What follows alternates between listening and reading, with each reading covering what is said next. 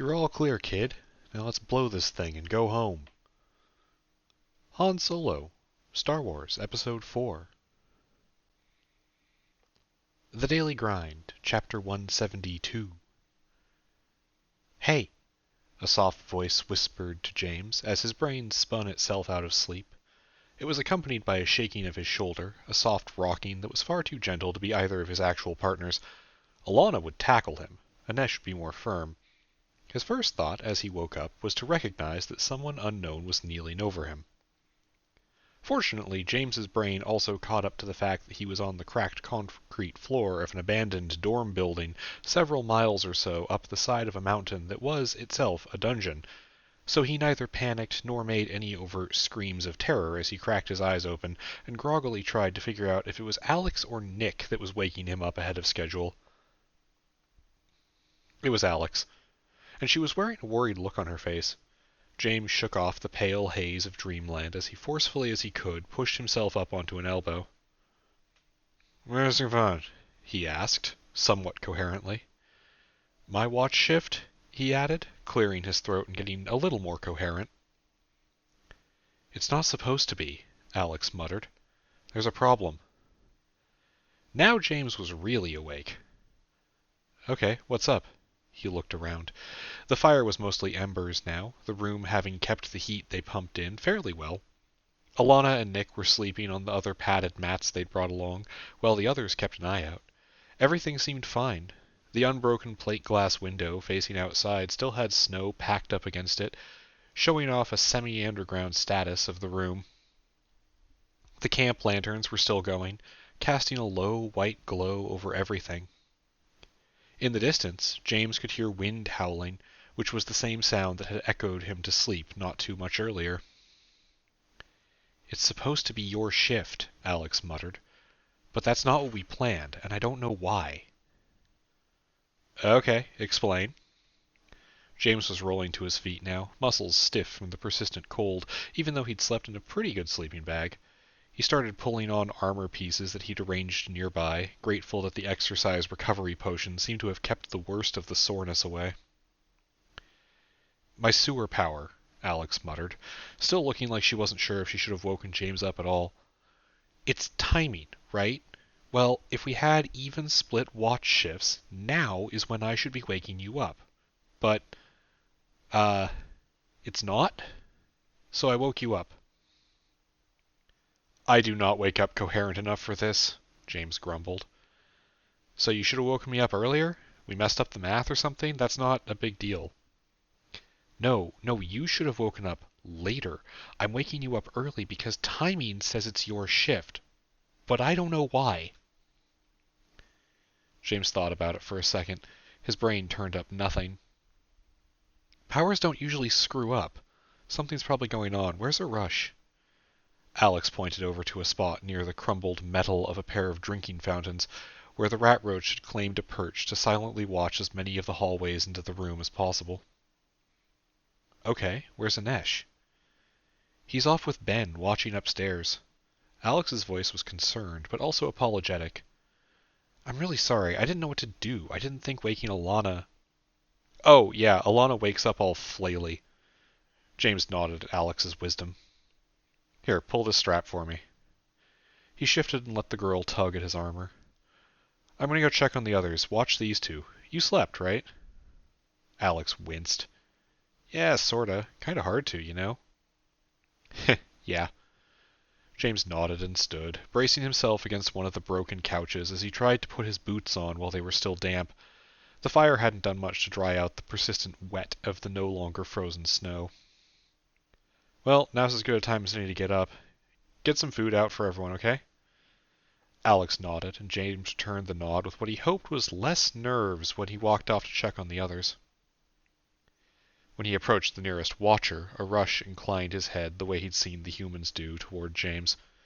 This had the unfortunate side effect of causing a thin line of blue saliva to roll down the corner of his mouth, splattering to the dry suit the rat roach wore under the climbing harness. It sizzled slightly, eating away at the material before a rush whisked it off. It was a little strange, the line between Arush's tan fur and darker brown chitin that adorned his head and neck, and the smooth monochrome black of the dry suit. The contrast was startling, for all that they were close to the same color, but now that James looked, he noticed a handful of small holes in Arush's suit where the fur was poking through. "Hey," he greeted the rat roach. "Doing all right? Get some sleep?" "Yes," Arush rasped back. "Fine. Warmer here. I am... No, nothing." James frowned at him with his whole face. "If I tell you what's wrong with me, will you tell me what's wrong with you?" "Probably no," Arush admitted. "You share weaknesses too easily." He was still having trouble speaking in long bursts, but at least he was speaking. "Yeah, I've heard that. But also, complaining about how the cold makes my bones hurt is a time-honored tradition among my people," James said. Then, realizing what he'd just done, corrected a bit by saying, "That's mostly a joke. My grandpa used to say that, and I'm exaggerating to make a joke, but I just realized you don't have the context. There is no tradition of complaining. But you still can if you want." He faltered through his speech more than Arush had, though for different reasons. The rat roach snorted something that sounded like a wet sigh, then looked back up at James. "Elbows," he said. "What?" "The cold. My elbows ache," Arush clarified. "I'm complaining." James blinked, and then slowly let a grin spread across his face. "You're really adaptable, huh?" he mused. "Anyway, we're going to get ready to face the day soon. I'm going to go collect Anesh and Ben." The rat roach tipped his head again, this time careful not to leak anything on his gear. James ascended the right side staircase, boots clomping on cold concrete as he did so. Aside from his steps, the whole place was silent, the kind of quiet that came from a blanket of muffling snow, but also mixed with the kind of quiet that came from a place that's waiting for people to return to it. The building had that kind of feeling, despite the disrepair, like it was just slumbering, not ruined. Part of him wondered if it was put here for them. It had a fireplace, even. He found Anesh a short way down one of the upstairs hallways, one of the ones that led farther into the building, away from where they had breached through the front second-floor window. Ben was standing with his partner, nearby while Anesh used a piece of old wood to turn through a pile of rotting cloth on the ground. "Hey," James greeted his boyfriend. "What you got there?" "A stick," Anesh sighed. "You're up early. Couldn't sleep?" "Yeah, something like that," James shrugged. "So, no secrets of the dungeon revealed?" "Well, I'm obviously not going to stray too far when I'm supposed to be nearby to spot danger." Anesh rolled his eyes, tossing the stick into the pile of detritus. "So, no, nothing in this first handful of rooms. This place is strange, James." "Strange how? Also, come on. We're going to do breakfast while everyone wakes up." James tipped his head back toward the main room. "Also, isn't the existence of this place strange in the first place? Like, I don't want to judge a dungeon I haven't gotten to know yet, but I was prepared to encounter exactly two types of buildings up a mountain, and this is neither of them." Anesh carefully stepped back over their tripwires strung across the mouth of the hallway, and caught up to James to walk next to him as they circled back around the stairs. "Well, it's the lack of... Sorry, two? Two kinds of buildings? Ski Lodge, obviously, but what's the other one?" "James Bond Villain Lair." "That was one movie." Anesh rolled his eyes. "That was 4 movies," James corrected him. 5, if you count, Die Another Day, the one with the ice hotel and the space laser." "That was GoldenEye." "No, that was a different Bond movie with a space laser, and this is not important. Tell me about the dungeon, please." James tried to sound stern, but could only manage a slightly restrained chuckle as they descended the stairs. They paused a short distance away from the camp so they could talk without waking up Alana or Nick just yet. "Well, like I said, it's kind of empty, and I suppose I'm just thinking that compared to Officium Mundi or even Route Horizon, there's nothing here. No trinkets, no resources, nothing. The furniture is falling apart. There's only some scraps of torn clothing or waterlogged paper. The vending machines are shattered and empty. So are the fountains. He gestured over to where a rush was still trying to stifle yawns. The most we found by way of, well, I guess the best way I can think to say it for now would be natural rewards, would be the weird berries you and a rush found, but that's kind of it. I've noticed that, yeah, James sighed. I'm actually worried this is going to be something like the map scraps from Elle's home turf, you know? Where if we don't solve the puzzle, we're never going to get anything out of it. Anesh nodded at his boyfriend, sharing the sigh.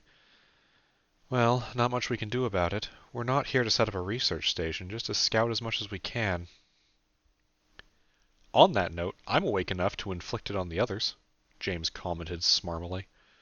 Let's go get Alana and Nick up and get today moving. He rolled his arm, stretching out his shoulder, as he started walking over to the embers of their fire. Nick woke up abruptly when James poked him, jerking sideways and sending an awkward punch toward his dreamed assailant. James didn't take it personally, but he did still dodge. Alana woke up groggily. James knew she'd woken up, but his partner was stubbornly refusing to open her eyes. Come on, up, up, James whispered to her. Time for adventure. He planted a kiss on her lips, which she started to lean into before pulling away suddenly. Ah! Alana brought her hands up to wipe the cool air in front of her face. You have morning breath. James laughed. Well, apologies for not packing a toothbrush for our hike up Terror Mountain. He swatted at her butt through the padding of the sleeping bag. Come on, let's get the morning started. He cajoled her out of the bed, while Alex tried to smother a snickering laugh behind them. Half an hour later, the 7 adventurers were more or less ready to go. They'd had breakfast, double-checked every piece of gear they had, gotten dressed, and found a derelict bathroom that was still usable enough to relieve themselves. They'd patched some small holes in armor and one big hole in Alana's backpack. They'd replaced missing protective equipment and took stock of their abilities. A good 20 minutes after that was spent quietly going over the previous day, now that they had some breathing room. A breakdown of what went well and what could go better, how to improve as a team. Then they took stock of injuries. James had the worst of it. His hand still ached from where he had to scrape bare skin against frozen rock to haul himself up when his glove got eaten, and the hole in his arm wasn't doing that great either. There was a feeling like ripping off a scab when Nick's authority had pulled back from the wound, leaving behind a patch of pink scar tissue but no hole. The exercise potion, which technically made him feel less sore, didn't appear to have done anything to help the injury. In fact, it might have made it worse. You still lost blood, Nick told him, so don't push it, or get stabbed again. I'm not actually sure if it'll be more or less of a problem at higher elevation. Oh, that, Alex cut in. I brought a thing to check with. The air isn't getting thinner or anything. Pressure's the same up here as it was at the start. That's kind of insulting. What, we haven't gone up enough for it to matter? Alana asked sullenly. No, it's just not something that's happening. Alex shrugged. We've absolutely gone high enough that it should matter.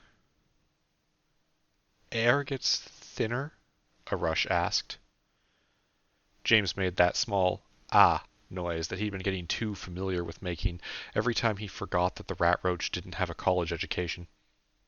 Yes, generally. Normally the higher up you go, the harder it can be to breathe like usual. That's a huge simplification, but yeah, thinner air. It's a strange world, Arush rasped out. It's big enough to have a lot of weird stuff in it, yeah, James agreed. Okay, so I'm not dead. We're all packed up. Everyone's fed and warm. I am not warm, Anesh reminded him with folded arms. Every meter away from the fireplace, it drops 2 degrees. Everyone's warm enough. So, James clapped his gloved hands together, the mismatched fabric feeling like a second skin as he smiled at the group. Let's get moving. Together, the 7 of them made for the stairs. Today's plan was simple. Not easy, but simple. They were going to keep going up. But first, it was worth scouting the rest of this building to see if there were any secrets hidden within. By the time they made it to the third floor, most of the windows were unblocked. At least, on the side facing where they'd come from. The windows on the rear of the building were all blocked off by the solid rock of the cliff it was embedded in. It was like the whole structure had been slapped into place, like the stone flowed around it to create a cradle for the piece of misplaced architecture. None of the dorm rooms on the third floor had anything in them of note, mostly just more splintered wood and cracked plastic of old furniture. One of them had its bare concrete covered in shards of a broken mirror, the frame of which instantly put James on edge as they searched the rest of the room, but nothing jumped out, either of the frame or of the broken pieces of the mirror. It was just quiet inside. Outside, the storm was still going. Not at the violent scream that the wind had been whipped up to when they had taken shelter here yesterday, but still something powerful. It was hitting the building from the side, and every time they checked a room with a window that faced the front, they could see a frantic curtain of snowflakes flying past, building up miniature drifts in the corners of broken windows. No spikes of ice rained down death, so at least there was that. On the fourth floor, there was a rec room. The group paused at the door, James and Nick glancing at each other from either side of the portal. The door itself was missing, the frame cracked and crumbling, but the building didn't appear unstable. Both of them had their sidearms out, ready. Just because the building looked empty didn't mean anyone in the group wanted to get ambushed. With a slight nod, James stepped through, sweeping the left side of the room, while Nick took the right. Their movements weren't perfect or synchronized, but they were professional enough. Nothing moved on them, and they called out an internal status when the others moved in behind them. Alana stayed behind, crouching and watching the door. The rec room had windows of its own that faced the right side of the building. The space was easily 5 or 6 times the size of any individual dorm they'd searched so far, and James counted themselves lucky that the windows faced away from the direction of the wind. There was a shattered big-screen TV against one wall. The communal electronic cleaved through the middle with a gash that went halfway down its face. What looked like a demolished IKEA shelf had toppled over next to it, spilling board games and books into a pile of rotting cardboard and soaked ink. There was a pile of snow along the wall under the windows, where previous storms had stacked up the frozen substance, and the ambient temperature of cold had not seen fit to melt it away. And off to the side, a billiard table. Broken, of course. 2 of its legs snapped and the body cracked down the center. Pool cues scattered on the floor where their rack had been broken, the balls having rolled to carpet the room. The ones that weren't crushed to fragments, that was. "Who built this place?" Alex muttered. "Wrong question," Alana said from her lookout post.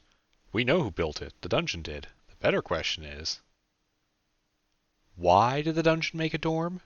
Alex filled in where Alana had trailed off. James nodded, holstering his pistol. "Good question," he acknowledged, eyes sweeping the pattern of cracks on the ceiling over the center of the room. "College dorm doesn't feel very mountainous, but, well, not much we can do about that. This room has way more stuff than anything else, though, so maybe something worth something here."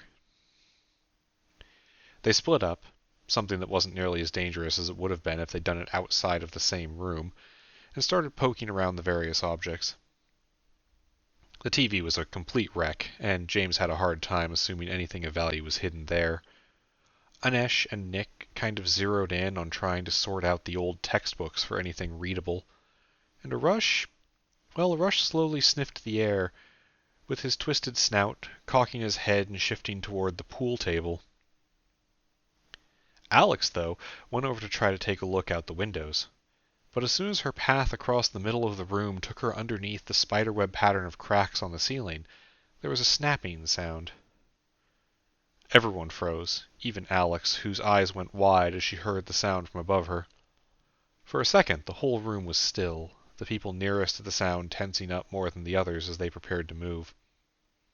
Alex shifted very slightly, and the noise intensified, cracking and grinding of stone and wood coming apart, filling the air. The girl took a deep breath, nodded to herself on a beat like a metronome, and then flung her body backward the moment the ceiling overhead came apart. The others also flung themselves away from where the rubble would be coming down, but it didn't. Instead, it fell upward. The shattered remains of the ceiling and the floor of the floor overhead, tumbling in defiance of gravity to smash into the ceiling 1 story up, breaking through that one too, before coming to a cacophonous stop in a pile after falling about 20 feet or so. Alex had almost completely gotten out of the way, but not entirely, and the girl had, when the reverse pit trap on the ceiling had begun breaking, been sucked upward along with several pieces of broken couch and shelf underneath the hole. Her legs slammed into the drywall ceiling, and she'd begun sliding upward across the intact ceiling of the rec room toward the hole like it was a crater before Alana had reacted and jumped to grab Alex's outstretched arm, dragging her back to the floor. An act that required a shocking amount of force, as the reversed gravity didn't seem to fade until Alex was firmly planted back on the ground away from the breach. "Fuck," was all James could think to say. "Holy shit, ha ha, wow, ah ha ha, I hate that." Alex's voice turned into a babble of words as she crouched on the floor, clutching her chest, breathing heavily. "What the fuck? That's not fair." She jutted a shaking hand toward the hole, where even now they could all see the dust and splinters of the collapse drifting upward in the wrong direction. "Fuck that," she reiterated. "Everyone okay?" James called, and got a chorus of affirmations from everyone. Even Alex, who had almost been flung upward 2 stories, wasn't actually hurt. "All right, keep an eye out for that from now on, I guess. This place obviously isn't as neutral as we thought," James muttered. With the grim reminder that they were still in a dungeon in mind, they went back about their search. "This smells familiar," Arush said a minute or two later, stalking back around the hole in the ceiling with his uneven gait to hand James one of the pool cues. It was old and worn wood, but still intact, unlike most everything else here. "Not like home, but I can't explain." The rat roach looked concerned, even now, that his words were unwelcome. James mumbled, eyeing the piece of polished wood in his hands. He tried to pull on that extra bit of sensory information that he sometimes got in Officia Mundi that could maybe point out dungeon tech to him, but nothing came to life. "Well, I'm not going to hit anything with it, just in case," he said. "We'll take it with us, though." He looked up and met Arush's eyes. "If it's nothing, no worries. If it's something, good knows. What does it smell like, actually? Office stuff smells like hot salt to me." Like... The rat roach tried to clear his throat, the dry air leaving his voice pained and raspier than normal. James offered him some water, which Arush took but did not drink. "Smells like cold air," Arush said, looking down at the water bottle in his hand. "Should not share this with me," he muttered. "What? No, just drink the... Oh!" James's mouth twisted into a sad frown as he realized why Arush was saying that, eyes flicking to the glowing saliva on the edges of his mouth. Okay, well, that one's yours then. Don't worry about it. Also, drink something. I've talked to Deb. I know hydration matters to you." "Thanks," Arush hissed out. James shook his head and slung his backpack off to break down the pool cue and zip-tie the pieces together. Fortunately, even with its worn age, the screws weren't rusted, and shortly he had a much more portable potential magic item. Also, if it was magic, unlike Officia Mundi stuff, it didn't dissolve into dust the instant it was disassembled. That done, he went over to bother the last 2 people still searching the room. Nick and Anesh were trying to read books, which was alternating between the 2 of them tossing books, mostly textbooks from the looks of it, to the side if they were too damaged to read at all, or stacking them in a pile between where they were crouched if they met some strange criteria. The 2 boys talked in excited tones, perking up when James got closer. "James, excellent," Anesh exclaimed. "There's something wrong with these." "Oh, good. I was worried this was going to be an easy day," James said, with a deadpan tone. Anesh rolled his eyes. "Wanker, no, it's that they won't book." "You can't just say that," Nick cut in. "It's more that they don't, book. Fuck damn it. Okay, fine," he sighed. "You can't read them, but they're intact and functional. Here, look at this one." He took the top book off their intact pile and handed it to James. James opened it, looked at the words inside, figured out what the subject was, and then realized he had not opened the textbook at all and had, in fact, read no words. "Trippy," he commented. "What use are these?" "Well, they're weird, for one thing," Anesh said. "Some of them are more damaged than others, and you can tell, but I don't know. It feels important." "Okay, pack 'em up," James said. "What, really? All of those?" Alana asked as she joined them. "That's going to weigh so much. You've been to college, buddy. You know how heavy textbooks get," she chided James. She wasn't wrong, exactly, but their packs were lightened by what they'd used up to get this far, and with 7 people it wasn't too hard to distribute them so that no one was too weighed down. It amused James that at this point his pack included a pool cue, a hubcap, and a couple of textbooks. If he was on his way to college, it was a hell of a weird semester.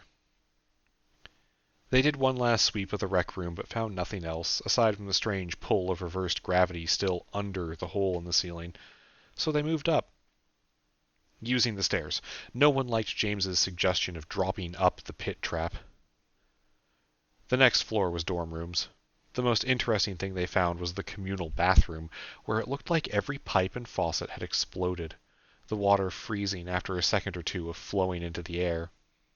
The whole place was frozen, literally, a moment of chaos trapped in ice. They didn't explore that one, leaving the dark room alone. Instead, they just kept heading up when it became clear there was no threat or treasure here either, skirting the column of warped gravity again. The next floor was the last one in the dorm, and it was also just empty rooms, dust, and broken fragments of lives that were never lived. The best thing was that James found half a poster taped to the rough brick wall of one of the rooms. It appeared to be a tour poster for a band called Tyrannosaurus Rex. At least, if he was guessing the name properly, from where it was torn down the middle. He added it to his pack, already mentally ranking it as the coolest thing they'd found so far. And then there was nothing left to search. "Just me, or is this place really empty?" Alex asked as they collected themselves and took a 5-minute break by the door to the top floor's balcony. The balcony, or maybe it was a patio, James could never keep those things straight, stretched out the back of the building and merged seamlessly with the frozen snowy hills that continued up and up and up. It felt like they were so high now they scraped the cloud line, even if there was still a lot of climbing before they really got past it. "It was empty," Anesh acknowledged Alex's question. "Which, yes, is strange. It felt to me like there was more outside than in here, and outside is mostly snow." "Yeah, that might just be because it was harder to walk out there," Alana suggested with a shrug. "Anyway, who's ready to get back to wind and stuff?" "No," Anesh said dejectedly, at the same time that James gave an excited, "Yep." Anesh was overruled. Even Arush gave a tentative nod along with them, though he might just be succumbing to peer pressure. So they pulled open the back doors to the patio, the sliding doors grinding on what seemed like a century of grit and ice buildup. They had to be careful, even with the heavy gloves, to not accidentally grab the shattered parts of the glass. Pulling goggles down and masks up, the team moved on, the 6 of them climbing the railing and taking their first steps of the day out of their shelter. The wind and snow whistled around them, but didn't cut off their vision or threaten to fling them around like puppets like it had yesterday. Instead, it was just cold, snowy, and walking required an effort, especially uphill. Just another day in this dungeon. Their boots crunched into snow as they made their way up the hill, The dorm and the cliffs behind them soon so far back it was hard for an individual human-scale person to tell they were elevated at all. They still had a rope connecting them, just in case, but it was a much more relaxed pace when they weren't trying to outpace an ice blizzard. 20 minutes later, when they were ambushed by a snow pile that must have thought it was being sneaky, Alana slammed into its back with an overeager tackle, hauling herself up to its head with a cackling laugh to shatter one of the creature's black stone eyes using her glove. The others were ready to help, but it seemed like she was having fun. They kept climbing, pausing briefly to take shelter behind a boulder when the wind did pick up again. It didn't last for long, though a few razor-sharp disks of ice got flung down the mountain. Their resting spot kept them from injury, though, and it was more than big enough for all of them. Though James did get another glove eaten when he leaned on one of the rock's shadows without thinking about it. "God damn it," he muttered, letting Anesh pull their last spare out of his pack and fumbling a rapidly numbing hand into it. The cold was not something they could screw around with anymore, their little thermostat reading it at -20 out here. "Where are the flares? There's another boulder coming up. We should have a flare ready," he called over the wind. "They're in Ben's pack," Alex shouted back. James paused. Everyone paused, actually, all of them feeling something unhook in their memories. Looking around, James counted heads. There were 6 of them, obviously, because that was how many people a telepad could move. That was how many people had come into the dungeon. He rattled off names, and was pretty sure the others were doing something similar. "Oh, bloody hell!" Anesh yelled. "How did no one notice that? He took one of our beds." "And all the flares, and a bunch of rope, and the spare dry suit." Nick ran a quick inventory. "Aw, he took a whole thermos of coffee." Arash mimed eating, his own voice not able to carry over the wind, but wanting to remind them of the food Ben had consumed too. "Shit," James uttered. "Okay, gotta be on the lookout for that in the future. Typical college student, ate our food and bounced." He tried to make it into a joke, but it was unsettling. Nobody had noticed. "We still get to keep going?" he asked. "Oh, for now, sure," Anesh told him. "But if we're planning to keep going tomorrow, I think we probably shouldn't." "Alright, let's move on. When we get to a campsite, we'll evaluate." James got a round of nods. Shortly after that, the wind relaxed, and they kept climbing. It wasn't long before James, leading their procession, noticed something of interest. To the left of the hill they were currently making their way up, if they were to dip back down 50 feet or so, in a small copse of trees, there was the familiar green glow of a traffic light reflecting off the flat pane of white snow under it. On its own, that wasn't too strange. Or rather, relative to the dungeon so far, that wasn't too strange. They had seen a traffic light standing in the middle of nowhere before, but from their vantage point, James could see, slightly farther away, another one.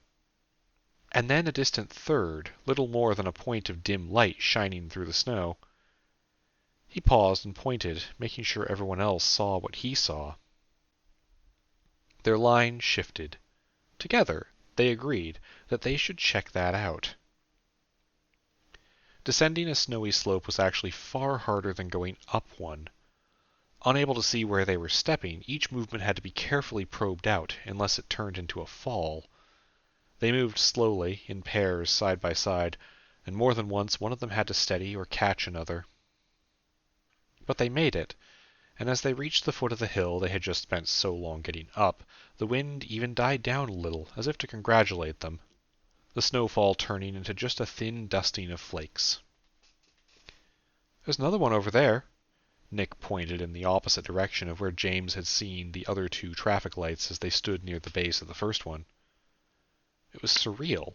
The metal pole jutting out of the snow at a slight angle, the light stuck on green, unblinking and solid light. "I think another one further back, too," Nick added. "Oh yeah, I see it," Alana said, squinting into the distance. "Looks like they kind of curve around. Wait, hang on." "This is a circle," Anesh declared, picking up her thought. The angles all match up. I mean, or it's a line, but I think it's probably a circle. James frowned at that. Okay, worrying. Why? Arush had to lean in to hoarsely ask his question. Are circles bad? Huh? Oh, normally no, but basically anything that's a pattern in a dungeon is deliberate, right? So if it's a ring of traffic lights, then, well, what's it marking off? Alex finished. James glanced over at her, noticing that she already had her weapon out.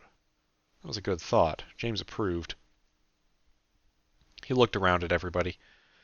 All right, arm up. Anesh, break out the coffee. We're going to take this steady and be ready for anything, including anything from these trees dropping on us when we cross the line. The group collectively unsheathed weapons and passed around their remaining 2 thermoses of reflex coffee.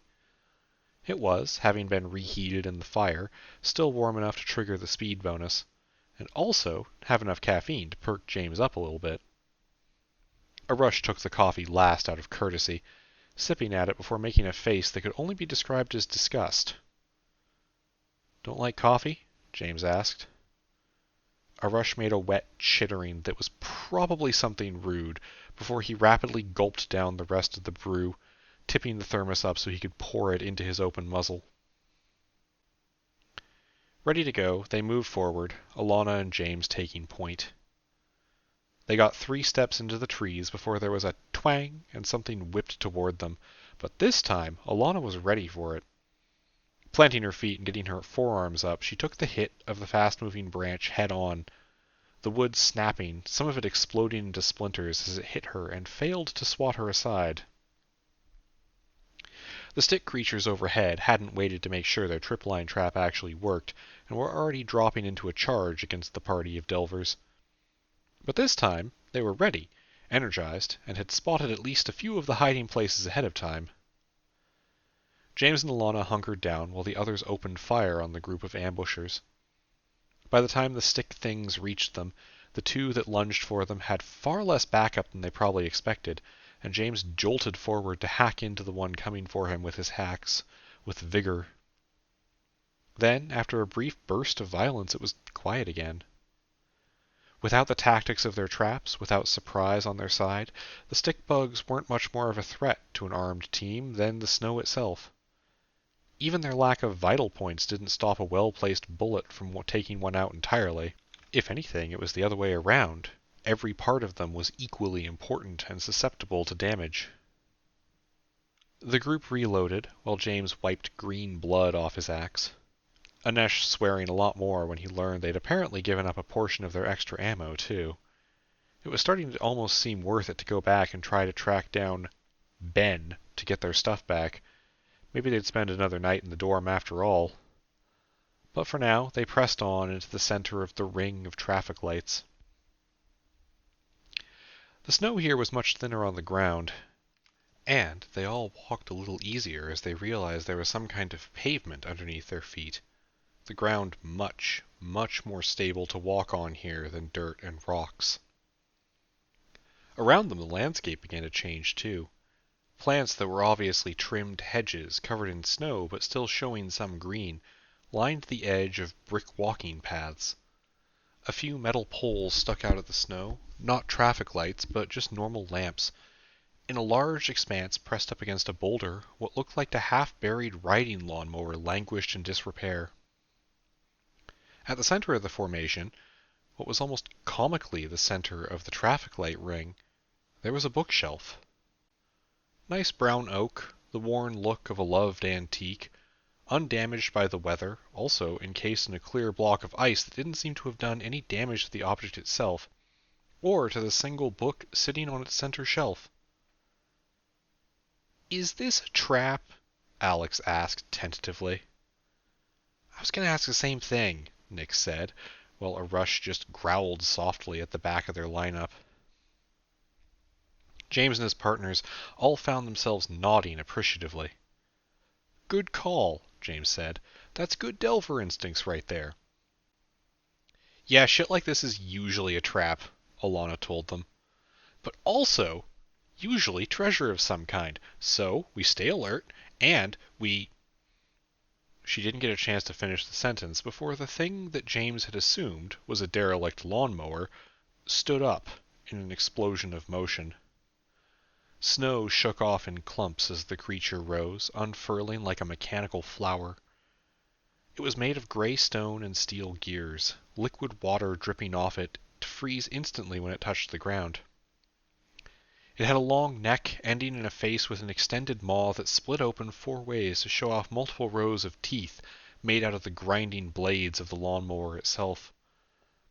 4 legs like an unnatural cat, a sinuous tail of flexing stone whipping behind it, with a long stinger on the end. Off its back, 2 sheets of green metal wings whirred as they flexed mechanical gears, the outer shell of what had made it look predominantly like a riding lawnmower having split apart like a beetle's elytra. Woven throughout its body, wooden branches and spurts of green leaves revealed themselves, the topiary either part of it, or so symbiotically grown into it that it didn't really matter. "Dragon!" James howled. Before he was even done with the word, the creature, and it was a dragon, roared a challenge back in return. Neck rearing back, as it sucked in a deep breath, it whipped its long head forward as the group started to get their guns up, and screamed a burst of light at them. It swept over the Delvers, James's vision going white when it hit him. He saw Alana try to twist away, and Alex got a few shots off, but he was still fumbling for his own gun, and the goggles did absolutely nothing to stop the onslaught against his eyes. Then it was gone, and he was fine. Actually, he was better than fine. He was somewhat incredible. Around him the snow fell in crystal and fractal patterns. The wind brought perfectly chilled fresh air across his lips. Everything felt so perfect. He could barely contain his laugh as he sunk to his knees, marveling at the sound that snow made when you crunched it flat. The whole world felt like it was moving in slow motion, a sense of perfect awe filling him entirely. There was a car-sized dragon made of stone and wood and metal charging at him, the pale gray light seeming to glitter off the ice droplets it left behind as it loped forward. Its violence was majestic in its purity. James smiled up at it as it slid forward on its hind legs, raising a claw like a work of art into the air. Arusha's lunge put him in exactly the right spot to take the claw on his flank, rather than letting it decapitate James. The humans had seen something, been affected by something, that he didn't quite understand. They were all laughing or crying, dropped to their knees, and staring blankly forward. The creature, the dragon, hadn't paused though, and had moved in for a kill without reservation. And so had Arush. He was the last one standing, and a feeling he didn't fully understand sparked to life in his gut as he watched the monster bear down on James. It was a small bit of knowledge, just the simple fact that he had to act, because no one else would. A feral desire to throw back the creature that was trying to kill his friend, maybe? He could analyze that part later. The dragon's claw slammed into Arush's flank, metal-tipped stone talons shredding through his climbing harness and dry suit, splattering dark blue ichor across the snow, and sending Arush flying sideways. He slid across the ground, his fourth arm freed from its secure confines, frantically snagging Alex's pistol as he rolled past her. Arush didn't have firearms training, but he had watched enough humans use them, and like James said, he was very adaptable. Noticing the figure that was still moving, the dragon turned his attention on him, another howl like the wind of a storm blowing a curtain of light over his eyes. He charged through it, straight into the monster's maw that snapped closed when he was still 10 feet away. The dragon looked almost surprised, leafy eyes regarding him oddly as it swept another claw his way. Arush blocked it on a raised arm, the talons digging into his flesh with a spurt of pain and blood. Then, with his other 2 good arms, he grabbed on and swung his feet off the ground, wrapping an injured arm as tightly as he could around the dragon's own limb. Arush experimentally hammered a series of strikes down at the first joint he found. But nothing gave. so he pushed himself further up, aiming to grab onto the creature's flank, as it realized what he was doing and started thrashing.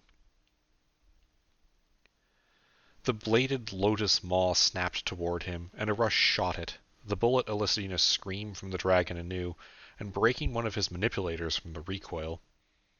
But the bite didn't arrive as the dragon jerked backward, so he kept climbing and shot it again. His own claws dug into soft wood, and he tore and tore, trying to rend apart something that was valuable. One of the dragon's wings dipped, just enough warning for him, as it slammed itself sideways, trying to crush the rat roach that was crawling on his back. Snow and grass and dirt went flying as the dragon tore up the frozen sod, rolling them into a hedge, and then back out again. But a rush had already pulled himself up to its back and rolled to the flank, dodging an incoming sting from the razor-tipped tail that it had. The dragon kept thrashing as he shot it repeatedly, bullets ricocheting away from the stone of its body, mostly, but one or two cracking into the joints that he hit with it. Then the magazine emptied, and the gun clicked. A rush threw it into the dragon's fanged maw as it tried to twist to bite him again. His dry suit tore as he pulled himself up the dragon's back, frigid air working in concert with blood loss to continue rapidly sucking away the life-sustaining heat of his body. But he probably had enough time. The rat roach grabbed onto the base of the dragon's neck with both of his weaker hands. The two of his stronger arms pulled him up, hand over hand, keeping a grip even as his limbs threatened to betray him to the cold. He hauled himself up to where a row of leaf-covered acorn eyes stared at him. The animal instinct of the dragon sending it into a feral panic as he closed in on its vulnerable face. The living mix of a lawnmower and a piece of topiary contorted, and a rush felt something stab into his leg. But it was too late. Using his last free paw, he ripped away what was left of his scarf, the corroded cloth fluttering away into the wind. He flexed his stomach, and a new feeling joined the protective urge in his chest, a much less pleasant feeling. He vomited directly into the dragon's face. This time when it screamed, it was a wail like a dying machine. The corrosive bile hissed as it eroded stone and burned the acorn and leaf eyes of the dragon. It thrashed, continuing to wail, flailing its long neck as it tried to slam a rush into the ground to dislodge him. But he dug into the softest part he could find with his claws, its acorn eyes cracking and then bursting apart under his assault.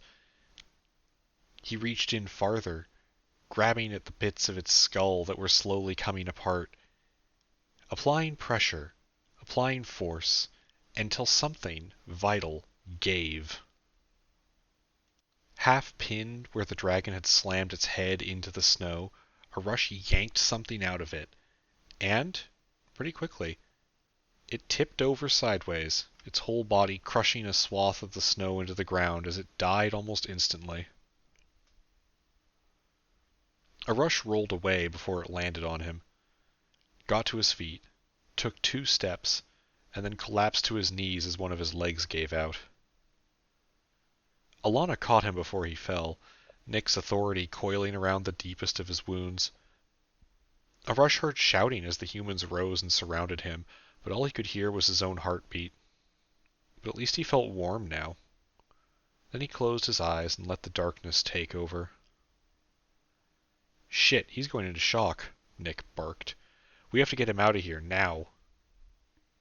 "What the fuck was that?" Alana bellowed, clutching her side where an errant strike had torn open her suit and flesh alike, waving her other hand toward the dragon. What was... All I felt was, fuck, I don't know, wonder? James could barely breathe as he spoke. What happened? What do we do? Anesh took over as half their party had some form of reasonable panic going on. "James, get the book. Alex, go with him. Watch for traps. Alana, get the telepad ready now. Nick, keep him stable." The last command was redundant. Nick and his authority, Ademi, were already doing more than they could, and it turned out, orders didn't boost authorities that much compared to just having a proper position. James and Alex listened to Anesh and sprinted for the bookshelf. where the ice was already cracking away with the death of its assigned guardian. Alex watched his back while James broke off the rest of the ice chunk. The book is blank. He exhaled a curse as he reached for the text anyway. What? Yeah, like no title, no cover, it's just... James's hand made contact with the blank white textbook, and suddenly he wasn't there anymore. He wasn't anywhere, really. He was where choices were made. What has brought you to this point? The question echoed in his head, and all around him. It was a simple ask. What brought you here? He didn't even have to decide himself. It was multiple choice. 3 answers surfaced through the swirling of everything. Was it his hiking ability? His skill at climbing? Or perhaps his prowess with the axe? Any of these were valid. All of these were choices. He should choose what this book would become, what this text would hold. From these 3... Well, not 3. There was another choice. Unbidden, outside the pattern of this non-place, it hovered just within James's reach.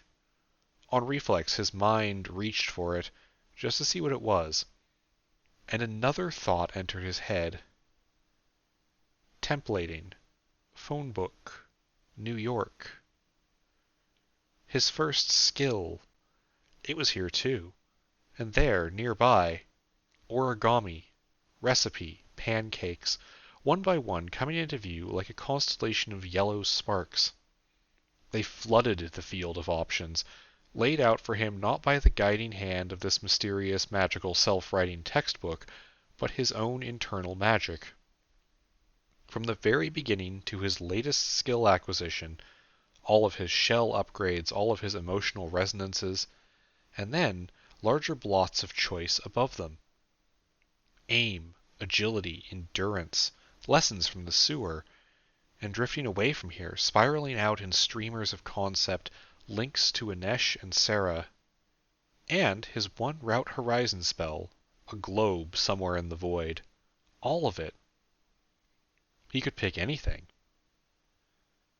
James wasn't really here, he couldn't grin exactly, but he felt deep satisfaction as he reached out and nudged at his second tier of endurance. It had taken him so far. So many other potential fun options, sure, but who could say no to the ability to just keep going? Then he was back, holding the textbook on Endurance 2. The title was twisted and written in a language he couldn't understand, but was instantly recognizable anyway.